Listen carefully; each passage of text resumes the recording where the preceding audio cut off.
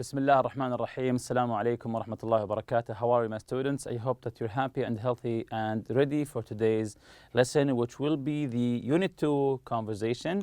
But let's revise our previous lesson, the grammar, especially the passive tense.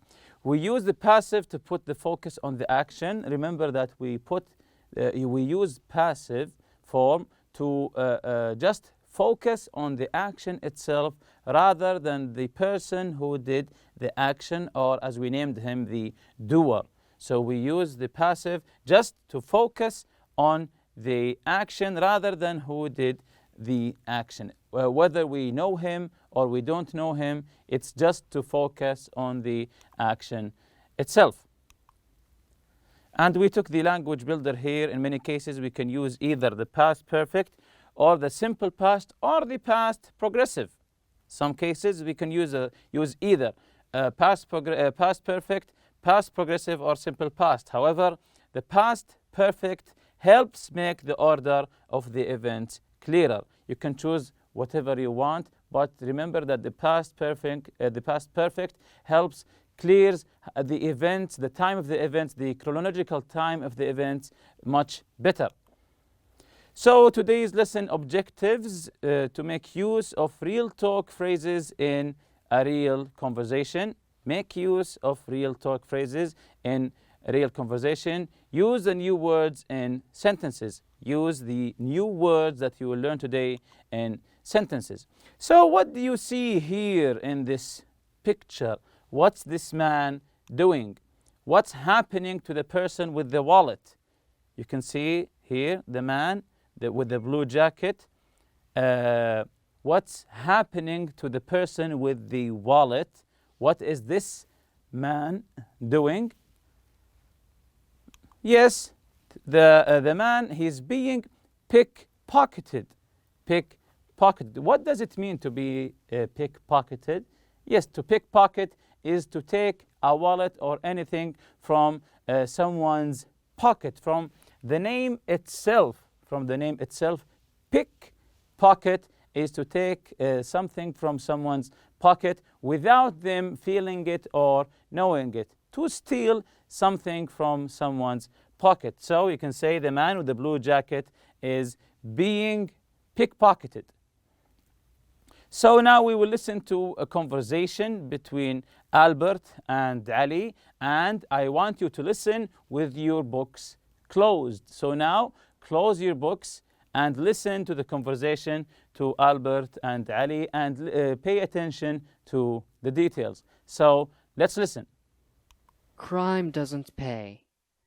When traveling in cities, I used to worry about being pickpocketed.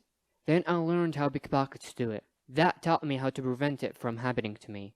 So how do they do it? Well, to begin with, they look for someone on the street who has stopped to look at buildings or people. That's one of the reasons tourists are an easy mark. Then what happens? The pickpocket will often pretend to bump into the victim by accident. He might act as if he's dizzy. He may ask you where you're from, act really friendly, and try to shake your hand. Then what? At this point, he might pretend to lose his balance and fall against you. Like this. Then what? That's it. You've let your guard down, and consequently, he's nabbed your wallet. Are you kidding? Come on, my wallet couldn't possibly be stolen that easily. Are you sure? I'm positive. Then what's this in my hand? My wallet.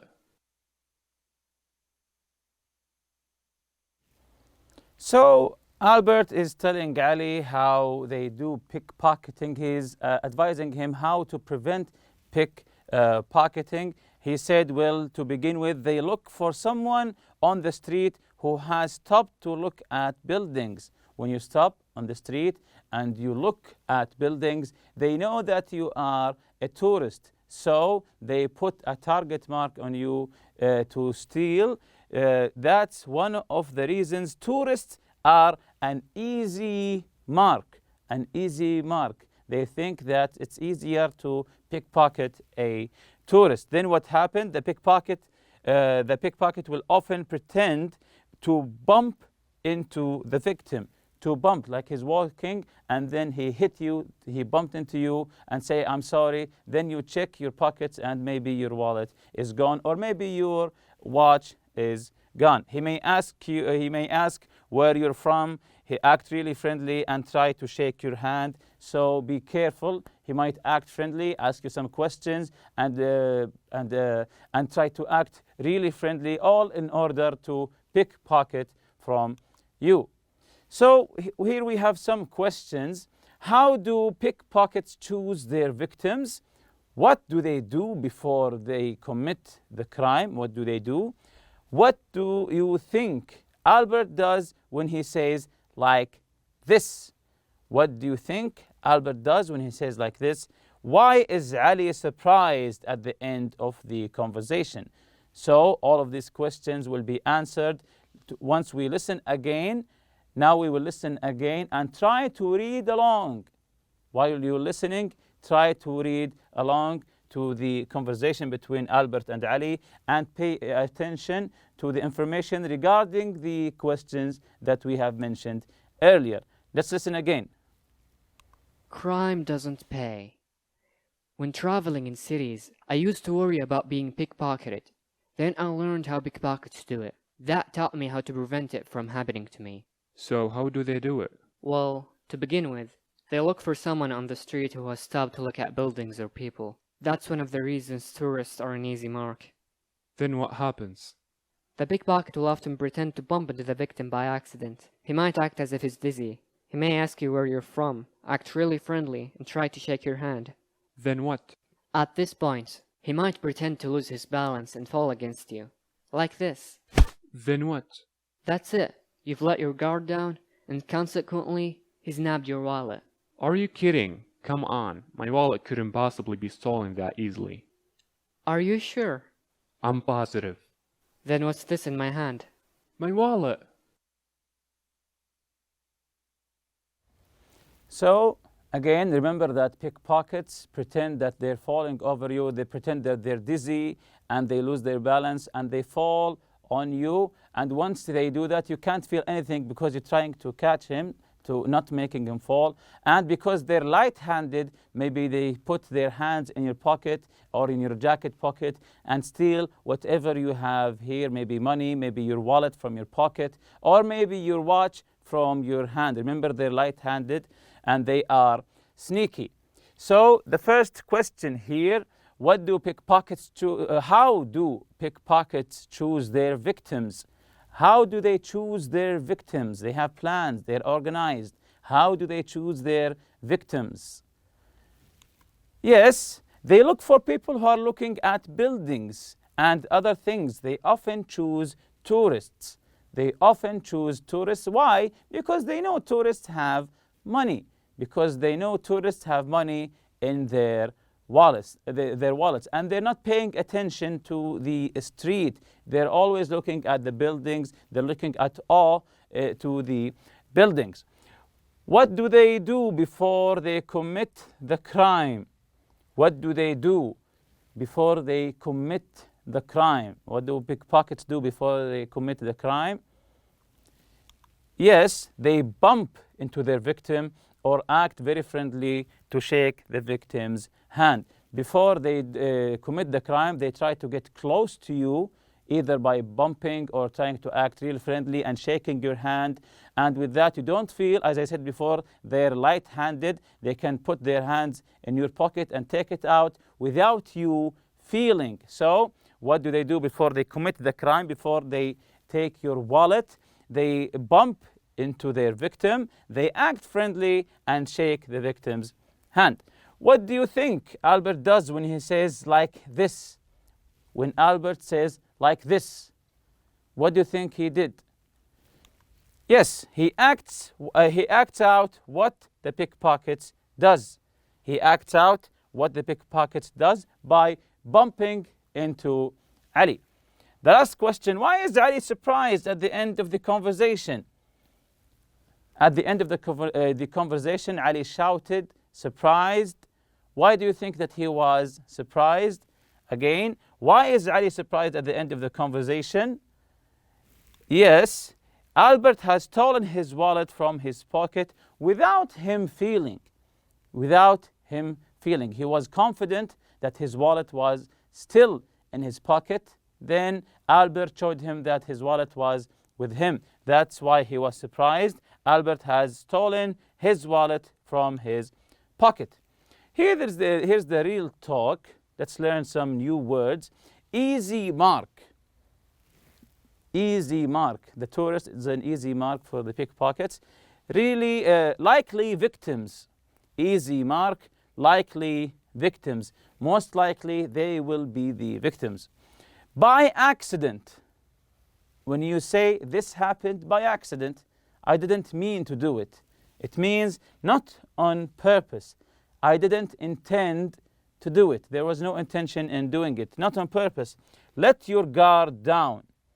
Let your guard down. What's the meaning to let someone's guard down? Not be careful enough.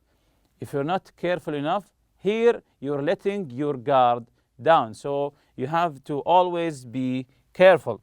Nabbed, when he said nabbed, it means that he stole. Nabbing something is stealing something. So before we continue, who says each phrase and why? Who says each phrase and why? The first phrase, an easy mark. Who says the phrase here? Very good. Albert says this to describe the type of person it's easy to steal from. Albert says this to describe the type of person it's easy to steal from. And he exampled here the tourists because they're always looking at the buildings. Second one, by accident. Who says by accident? Yes. Albert says this to explain that the pickpocket bumps into people and makes it look like it was not intentional. So he's acting that he's bumping into you, makes it that it was by accident, make you feel that you believe that he tripped over something or he lost his balance or that he felt dizzy. Again, by accident, not on purpose. Albert says this to explain that the pickpocket bumps into people and makes it look like it was not intentional, but of course, it's all planned. Let your guard down. Who says let your guard down and why? Let your guard down, yes. Albert says this to describe a moment when the victim stops paying attention and isn't careful. When you're a tourist, you're looking at things, looking at buildings or maybe sightseeing. Here you're letting your guard down because you're not being careful about the people around you and what are they doing. Albert says this again to describe a moment when the victim stops paying attention and isn't careful. Focus on the word a moment here, a short period of time. Sometimes it's just all it takes is a moment from you to let your guard down, to the pickpocket to steal or nab from you. Nabbed, again, stolen. Who says nabbed here? Yes, that's correct. Albert said this to describe the type of person it's easy to steal from. Albert says this to describe the type of person it's easy to steal from.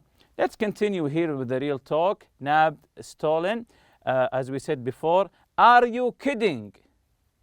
Are you kidding?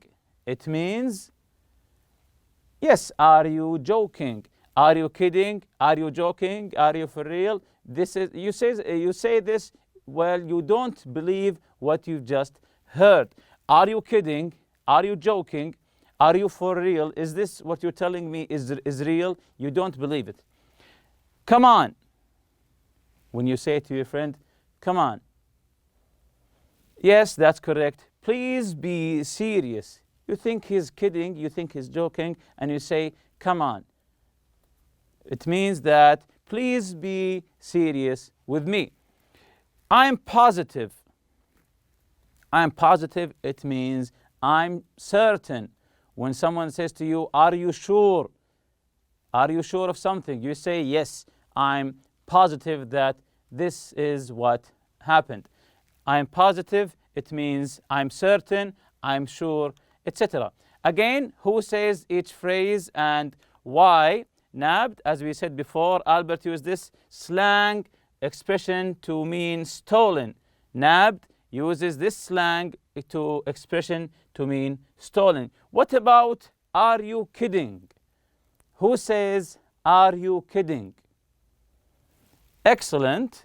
Ali says this because he doesn't believe, as I told you before, he doesn't believe that Albert's telling the truth. He thinks it's a joke. Sometimes when the truth, you don't believe it, a truth is so hard to believe that you think it's a joke. You say, are you kidding with me? Are you joking with me? Come on, please be serious. So this again, Ali says this because he doesn't believe that Albert's telling the truth. He thinks it's a joke. Come on, please be serious. Who says this phrase? Very good. It's a continuing. Ali wants Albert to stop kidding or joking. He still thinks that Albert is kidding or joking. Come on, Ali says this, thinking that Albert is kidding or joking. I'm positive. I'm positive. Yes, that's correct. Ali says this to emphasize that he is very sure no one could steal his wallet that easily. He said, I'm positive that my wallet's with me. You couldn't have stolen it. So he was mistaken, of course. Ali says this to emphasize that he is very sure, positive, as I said before, sure. No one could steal his wallet that easily. About the conversation, we have 3 questions about the conversation. Let's read them. Then we will listen to the conversation again. Then we will answer these questions. What crime are the people talking about? How does the crime happen? Explain the steps. Have you or anyone you know ever been pickpocketed or robbed? Have you ever, you or someone you know, been pickpocketed or robbed? What happened? So let's listen again and try to figure out the answers. Let's listen. Crime doesn't pay. When traveling in cities, I used to worry about being pickpocketed. Then I learned how pickpockets do it. That taught me how to prevent it from happening to me. So how do they do it? Well, to begin with, they look for someone on the street who has stopped to look at buildings or people. That's one of the reasons tourists are an easy mark. Then what happens? The pickpocket will often pretend to bump into the victim by accident. He might act as if he's dizzy. He may ask you where you're from, act really friendly, and try to shake your hand. Then what? At this point, he might pretend to lose his balance and fall against you. Like this. Then what? That's it. You've let your guard down, and consequently, he's nabbed your wallet. Are you kidding? Come on, my wallet couldn't possibly be stolen that easily. Are you sure? I'm positive. Then what's this in my hand? My wallet.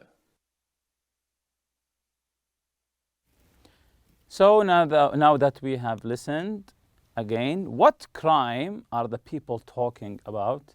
Ali and his friend, what are they talking about? Yes, they're talking about pickpocketing. They're talking about pickpocketing. How does the crime happen? Explain the steps.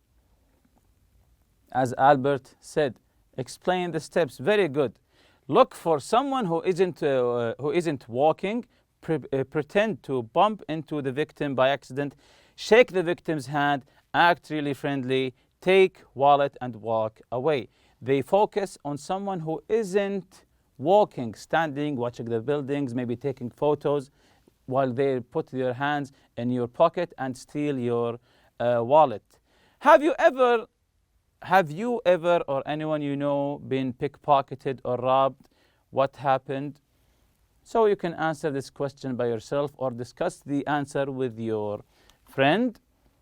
Your turn here, ordering to begin with, once, at this point, consequently. So these are some expressions people use when describing a process in order to put the steps in the right order. So these expressions helps you to put your events in order. To begin with. This is the first thing you say. This is the first step. This is the first order. To begin with. Once, at this point, and consequently. Which expression does Albert use in the conversation from these four? Yes, to begin with and consequently. He uses to begin with and consequently. So role play with a partner. Think about a process for doing something. Explain the steps in the process to your partner. Use the phrases for ordering from the box. So use these expressions, role play with your partner, and discuss the results. And with that, we reach the end of the lesson. Thank you very much for listening. سبحانك اللهم وبحمدك أشهد أن لا إله إلا أنت أستغفرك وأتوب إليك. السلام عليكم.